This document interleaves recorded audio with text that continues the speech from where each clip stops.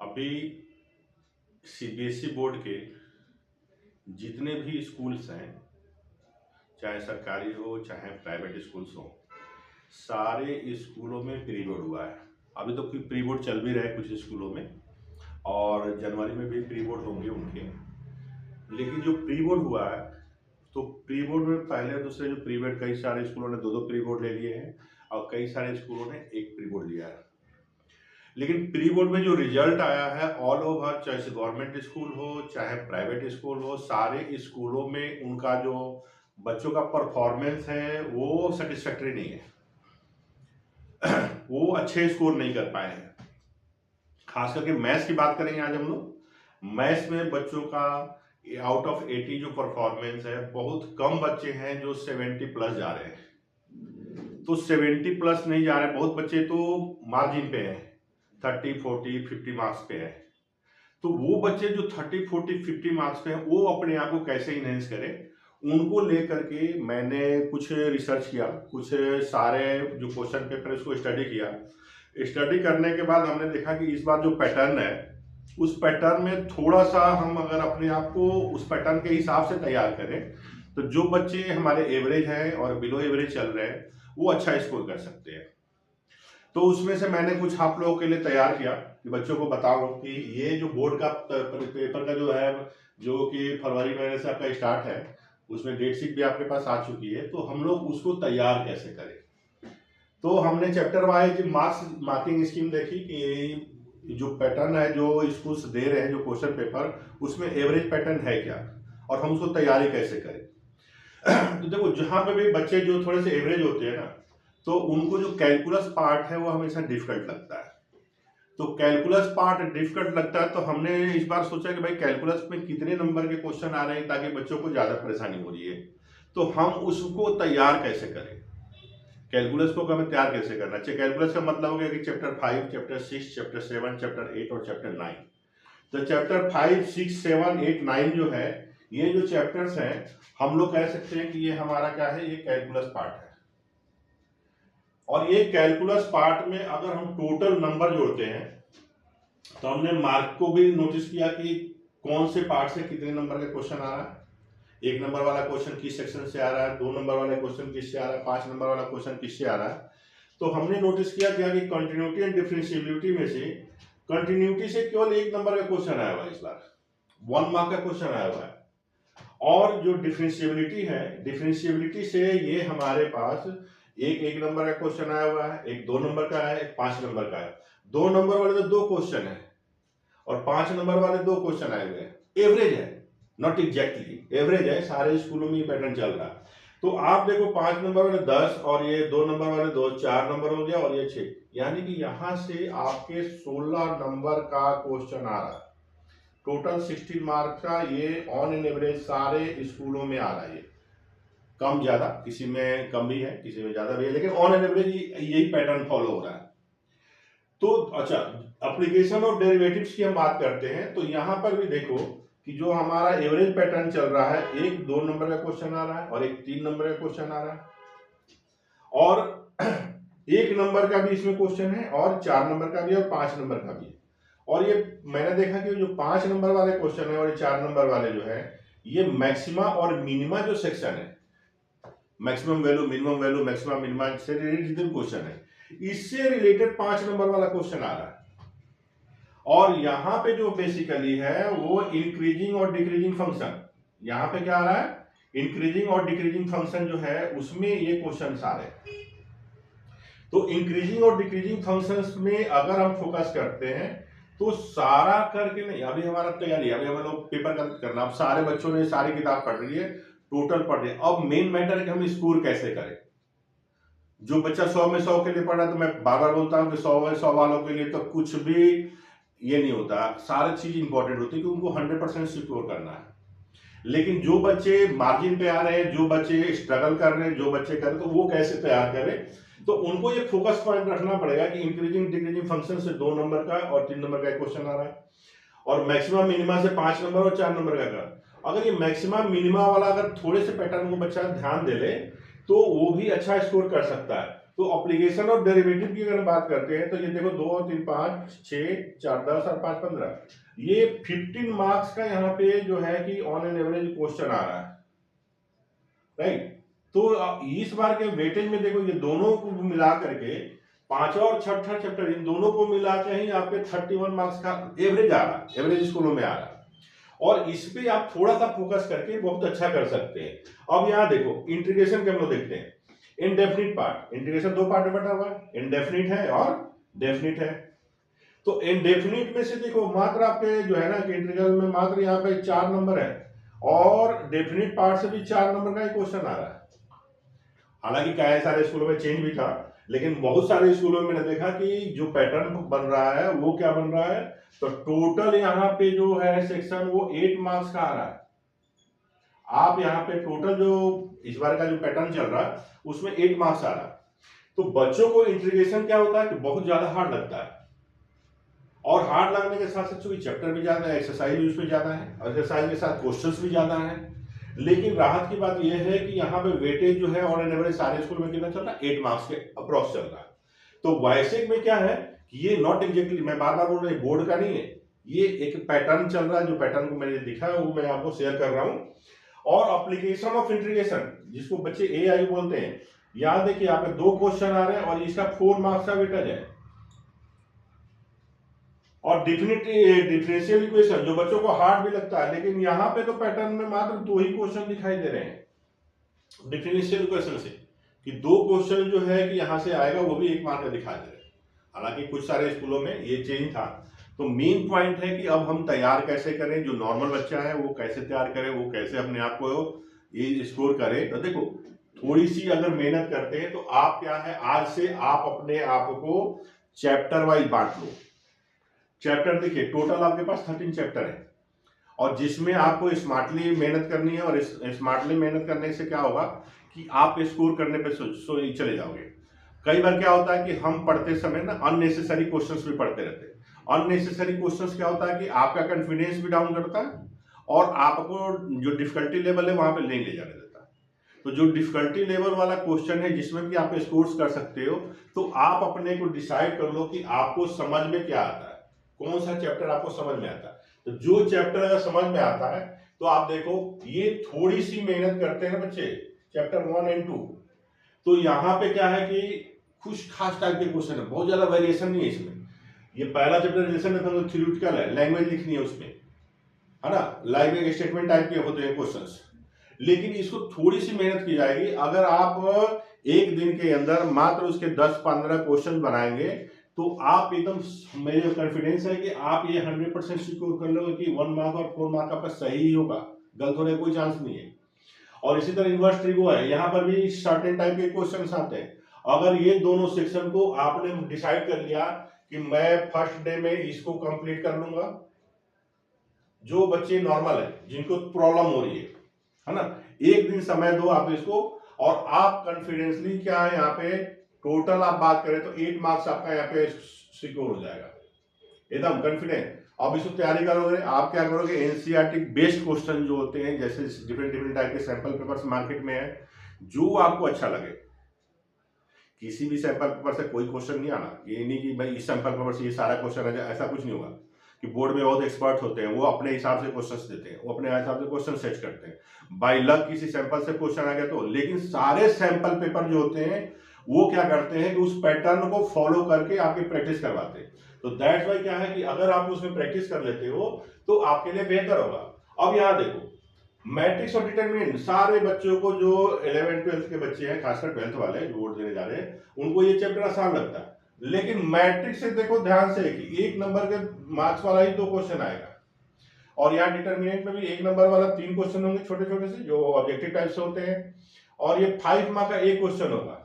और 5 मार्क्स वाला आपने देखा हुआ कि solve the equation with the matrices method और मैट्रिसेस मेथड, है ना, तो उस मेथड से आता है। तो इसको आप दूसरे दिन के लिए डिसाइड करो और सैंपल पेपर से पढ़ो, इसको एनसीईआरटी से करने की जरूरत नहीं है। आप यहाँ पर अगेन मैं बोल रहा हूँ कि ये देखो 3 मार्क्स और ये 3 मार्क्स 6 और ये 5 11, आप बहुत ही आसानी से आप मात्र एक दिन मेहनत करोगे तो यहाँ पे आपका 11 मार्क्स क्या होगा, सिक्योर हो जाएगा। आप 11 मार्क्स यहाँ पे इजीली सिक्योर कर लोगे।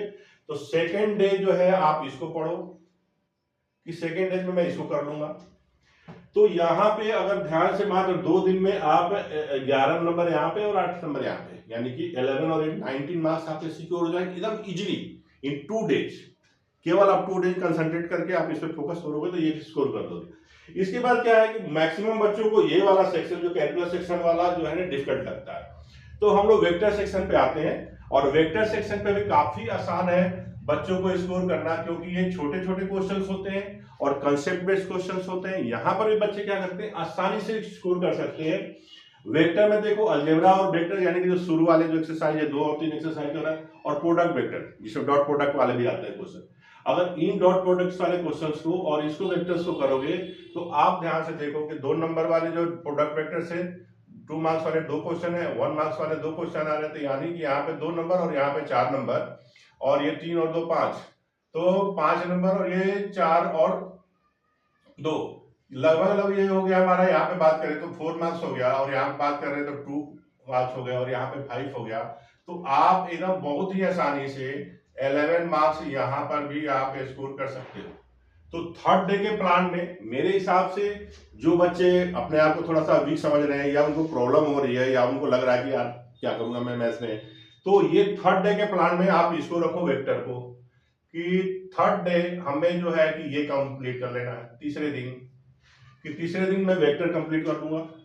और साथ में आप देखो कि 3 डायमेंशनल ज्योमेट्री जो वेक्टर बेस ही है, वेक्टर के बेस पे ही इसमें पढ़ते हैं बच्चे। तो वेक्टर के बेस पे जो बच्चे पढ़ते हैं, तो यहां पर भी देखो इस बार क्या वेटेज में आप दिखने को मिल रहा है कि 5 मार्क्स वाले 2 क्वेश्चन आ रहे वेक्टर से और 3 मार्क्स से। तो एनसीईआरटी का जो एग्जाम्पल है लास्ट वाली एक्सरसाइज मिसलेनियस जो है, अगर उसको बच्चा फोकस करके करे तो यहां पर भी वो आसानी से ही स्कोर कर जाएगा, और ये 13 मार्क्स जो है वो आपको स्कोर कर लेगा इजीली। और ये जो है आप 4th डे में रखो प्लान में कि 4th डे हमें ये करना है। तो चौथे दिन में आपने 13 मार्क्स कर लिया 3 डायमेंशंस को, और कोशिश होती है पढ़ते समय ये कि यहां से कोई भी क्वेश्चन आए तो मैं अटेम्प्ट कर लूं, वो मुझसे गलत नहीं हो। टाइम पास पढ़ाई नहीं, पापा मम्मी को दिखाने के लिए नहीं पढ़ना है और सर को दिखाने के लिए नहीं देना कि सर को मैं दिखा दे मैं इतना पढ़ लिया कि कॉपी भर लिया, वो उसे नहीं। आप उसको ऐसा करो कि कोई भी क्वेश्चन उस टाइप का पूछा जाए तो you can solve, easily solve, है ना, ऐसे आपने प्रिपरेशन करनी है। तो आप देखो कि ये मात्र आपने मैंने चौथे दिन का प्लान बताया कि चौथे दिन में आप इस सेक्शन को करते हो तो आप आसानी से क्या कर लोगे, यहां भी 13 मार्क्स हो जाएगा। मैं गारंटी बोल रहा हूं कि आप इजीली कर सकते हो। और सबसे बच्चा क्लास 12th के लिए जो सबसे आसान होता है बच्चों के लिए वो होता है लीनियर प्रोग्रामिंग। तो लीनियर प्रोग्रामिंग में क्या है कि 1 नंबर वाले 2 क्वेश्चन आएगा और 3 मार्क्स आएगा, जानते हुए ग्राफ बनाना होता है, फिजिबल रीजन ढूंढते हैं इसमें। फिजिबल रीजन और ग्राफ वाले में चैप्टर में क्या है, बहुत आसान होता है, आपको ग्राफ ड्रॉ करना आना चाहिए। आपको ये ध्यान देना होता है कि हमें फिजिबल रीजन और कॉर्नर पॉइंट्स को निकाल करके हम उसको कैसे मैक्सिमम और मिनिमम, 2 ही क्वेश्चन आते हैं कि मैक्सिमम वैल्यू क्या होगा, मिनिमम वैल्यू क्या होगा जो फंक्शन दिया हुआ है। तो आप बहुत आसानी से यहाँ पर भी देखो तो 3 और 2 5 नंबर आप यहाँ पे सिक्योर कर लोगे। तो 5 मार्क्स यहाँ पे अगर आप सिक्योर कर लेते हो, और ये 5th डे के प्लान में रखो आप। 6th डे में क्या करेंगे आप कि 6th डे प्लान में आप ये जो 5 डेज में किया हुआ है वो सारा 5 डेज वाला रिवाइज करना है आपको। 5th डे के बाद 6th डे जो होगा कि जो सारे जो चैप्टर आपने पढ़ लिए है ना, चैप्टर आपने 1 2 3 4 यहाँ पे 10 और यहाँ पे 11 और यहाँ पे आपने 12, ये चैप्टर जो पढ़ लिया 6th डे में उसको थॉरोली जाना है, फिर से कम बैक, फिर से वो रिवाइज करना है, उसको अच्छी तरह से उसको रिवाइज करें और सिक्योर करें कि हमारा ये कॉन्फिडेंस आ गया कि हमने कर लिया। कोई सैंपल पेपर ले लो, उसमें ये सारे क्वेश्चन लगाओ, किसी भी सैंपल पेपर का ले लो और उसको सारे सॉल्व करने की कोशिश करो। अगर आपको लगता है कि आप सॉल्व कर ले तो समझ लो कि आप तैयार हो गए, आप कर सकते हो। अननोन उसमें देखना नहीं है, ये नहीं कि हमने देख लिया जी भाई आंसर्स क्या है उसके, या खुद पूरा टाइम बाउंड कर लो कि 5 चैप्टर के क्वेश्चन है मैं 1.5 घंटे में कर लूंगा, वो सारे क्वेश्चन किसी भी सैंपल पेपर का करने की कोशिश करो, फिर मैच करो कि मेरे से सही हो रहा है नहीं हो रहा। आप देखो अपने आप को कॉन्फिडेंट में पाओगे कि भाई मेरा तो हो रहा है। अपने आप से बोलो कि मेरे से हो रहा नहीं हो रहा। अगर नहीं हो रहा तो गो थ्रू बैक, पूरे जाओ, फिर दोबारा से एक बार करो। अगर दिमाग में नहीं आते तो कोई बात नहीं, 6th डे है, 6th डे में आप पूरा उसको याद कर लोगे। जब 6th डे में आपने कंफर्म कर लिया तो 7th डे में आप प्रोबेबिलिटी को रखो। आपका 6th डे रिवीजन का था, 6th डे जो है आपने रिवाइज किया सारे को, जिसमें कि रिवीजन में आपने कौन कौन सा किया, आपने 1 किया, 2 किया, 3 किया, 4 किया और 10 और 11 इतना आपने रिवाइज किया था 6th डे को। यानी कि छठा दिन जो अपने तैयारी के लिए बैठे तो छठे दिन में आपने इन सबको रिवाइज किया। 7th डे में आप क्या करो कि प्रोबेबिलिटी पढ़ो। 7th डे में 7वां दिन जो आपकी तैयारी का है वो 7th डे में आप प्रोबेबिलिटी पढ़ो, क्योंकि प्रोबेबिलिटी में भी देखो कंडीशनल प्रोबेबिलिटी होती है, उसमें 1 नंबर का क्वेश्चन आ रहा है, और बेस थ्योरम है उसमें 3 नंबर के 2 क्वेश्चन आ रहे हैं, और एक वहीं से डिस्ट्रीब्यूशन प्रोबेबिलिटी होती है उसमें से 4 मार्क्स से चेंज होते रहते हैं। बेस वाला भी इसमें आ सकता है, इसमें आ सकता है, लेकिन ये वाले सेक्शन से 3 नंबर के 2 क्वेश्चन आ रहे हैं, 4 नंबर वाला 1 क्वेश्चन आ रहा है, तो 4 नंबर और यहाँ 6 नंबर और यहाँ एक कितना 1 नंबर, तो टोटल कितने नंबर के क्वेश्चन आ रहे हैं, 11 मार्क्स के क्वेश्चन आ रहे हैं यहाँ से। तो यानी कि प्रोबेबिलिटी को अगर आप ध्यान से करते हो तो ऑन एवरेज जो पैटर्न चल रहा है, जो जितने भी पेपर हुए प्री बोर्ड में उसमें आप देखो तो ये 11 मार्क्स का। तो आप ध्यान से देखो कि पहले 7 डेज में आपने तैयार कितने नंबर कर लिए। आपने यहाँ 8 मार्क्स लगभग तैयार कर लिया, आपने यहाँ पे तैयार कर लिया था 11 मार्क्स, आपने इस सेक्शन में तैयार कर लिया था अप्रोक्सीमेटली 11 मार्क्स, यहाँ पे आपने तैयार कर लिया था 13 मार्क्स, और इसमें जो आपका तैयार हुआ था वो हुआ था 5 मार्क्स और यहाँ 11 मार्क्स। अगर टोटल करो तो आप ध्यान से देखो तो 8 1 9 10 13 और 5 18 और 1 19 और 1 2 3 4 5 कितने मार्क्स तैयार हो गए, 59 marks approximately, not exactly, approximately आपने 59 मार्क्स तैयार कर दिया। मात्र 7 डेज में आपने इतना तैयार किया, 59 मार्क्स का, 60 मार्क्स का। 8th डे फिर से उसको तैयार करो, फिर से गो थ्रू। 8th डे क्या करना है, आगे नहीं पढ़ना है, 8th डे फिर से रिवीजन, अगेन रिवीजन और इंक्लूड, ये सारे हो गए, आप इसमें इंक्लूड कर दो। अब 1 2 3 4 10 11 के साथ में आपने 13 को भी इंक्लूड कर दिया। अब यहाँ पे इसको रिवाइज करो 8th डे में, तो 8th डे अगर ये रिवीजन करते हो तो अप्रोक्सीमेटली आप 59 मार्क्स भी चले जाते हो और आपको कॉन्फिडेंस बिल्डअप हो जाएगा। आपको लगेगा यार मैथ कितनी आसान है, मैथ मुझे आती है, मैं तो कर लूंगा, मैं तो इसको। और जैसे ही 60 मार्क्स होगा ना तो आपका मीटर अपने आप कॉन्फिडेंस लेवल बढ़ जाएगा, और तब जो है आप इधर आओ इस साइड कैलकुलस पार्ट में, और तब आप लगातार कंटिन्यूटी एंड डिफरेंशिएबिलिटी पे फोकस करो। ये इसको थोड़ी सी प्रैक्टिस होती है, जो बच्चे को इतना सारा आ जाएगा ना ये 60, तो इसको बहुत ही आसान लगने लगेगा। तो आप 9th day 10th day 11th 12 13 ऐसे प्लान दो। यहाँ पे देखो डिफरेंशियल इक्वेशन भी चैप्टर ज्यादा है, एप्लीकेशन और डेरिवेटिव बहुत ही आसान है और एक ही चैप्टर है, एक कुछ मिसलेनियस है। कुल इसमें से अगर आप 20 क्वेश्चंस को अगर रिवाइज कर लेते हो ना 20, तो ये मान के चलो कि आप अप्रोच कर जाओगे। और लास्ट में ये 20 में भी जानते हो सारे के सारे कोनिक के सेक्शन बेस, जो आपने 11th क्लास में पढ़ा था कोनिक सेक्शन, उस कोनिक सेक्शन के बीच के उसके बेस क्वेश्चन होंगे। तो कोनिक सेक्शन बेस जो है क्वेश्चन, खासकर मैक्सिमम जो एलिप्स से रिलेटेड ज्यादा क्वेश्चन आते हैं, पैराबोला से रिलेटेड ज्यादा क्वेश्चन आते हैं। तो एलिप्स बेस ज्यादा क्वेश्चन आ रहे हैं, एरिया रिलेटेड, लाइन रिलेटेड, तो ग्राफ और लाइन के बीच का जो रिलेशन है एरिया निकालना, तो वो क्वेश्चन ज्यादा आते हैं।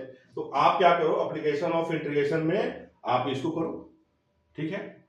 ये एक दिन के अंदर आप इसके सारे क्वेश्चंस आपको कंफर्म हो जाएगा कि आप यहाँ स्कोर कर लोगे।